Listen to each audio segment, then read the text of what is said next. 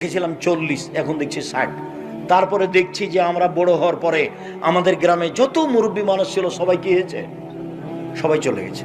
তার মানে আমরা মুরব্বীর মধ্যে হতে যাচ্ছি। আল্লাহ নবী বললেন আমার উম্মতের বয়স হলো 60 থেকে 62, এরপরে যা বেঁচে আছে তা বোনাসে আছে আল্লাহর দয়া।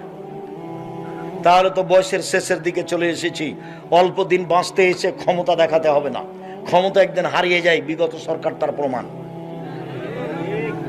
ক্ষমতা একদিন কি হয়, হারিয়ে যায়। ক্ষমতা চিরদিন থাকে না। দাপট দেখে একদিন বাঁচতে চাইবেন না। এটা তো পাবনা মানে বাড়িঘর ভালো, সাতক্ষীরা মানে বাড়িঘর ভালো নয়। সাতক্ষীরা মানে ওদিকে একটা ঘর এদিকে একটা ঘর, মধ্যে গরুর গাড়ির রাস্তা।